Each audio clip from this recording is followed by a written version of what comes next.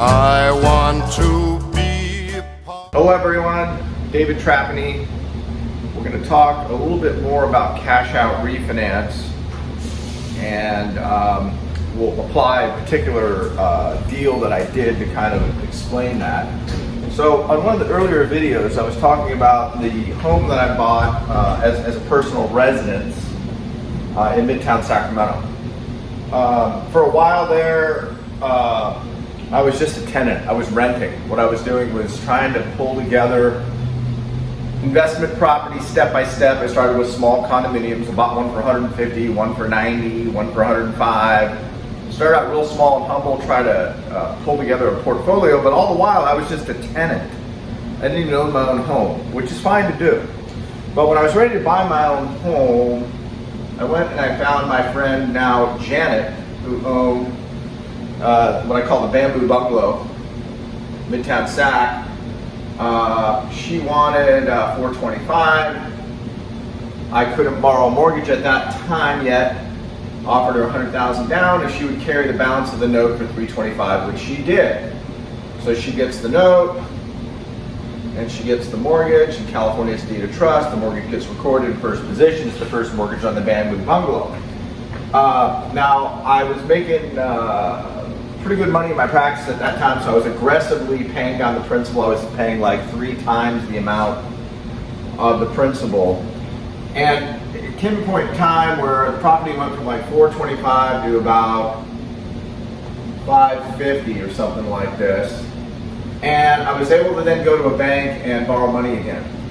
So the bank came in and said, we will pay off the $325, but we'll loan you $425 or something like this.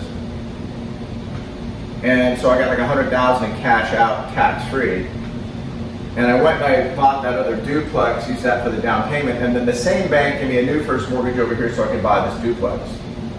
In retrospect, what I might have done, I think this is one of the mistakes that I made, and you still make them. Even after 30 plus years of doing this, sometimes you still make mistakes, but not very big mistakes. But instead of paying off Janet, what I could have done is asked her to walk the note. And in retrospect, I kind of wish I could have done that, because I could have gotten another real estate property by walking the note and using her $325 and a little extra cash to go buy another property. And I also still could have done the duplex deal, but I didn't realize that at the time. My mind was in a different space. I still would have kept the Bamboo Bungalow.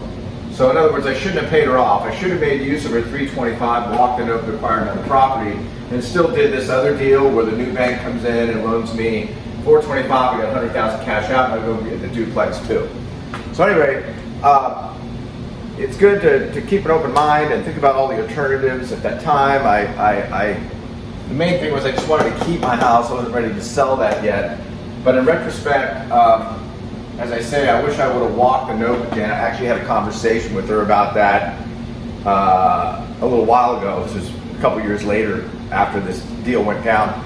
And she's still out there, and we still do business together, and I may yet borrow more private financing from her to buy other properties, along with my other private lenders. Well, anyway, I hope that's helpful. If you like what you're hearing, please click like and subscribe to the channel. Had too much wine, that's amore.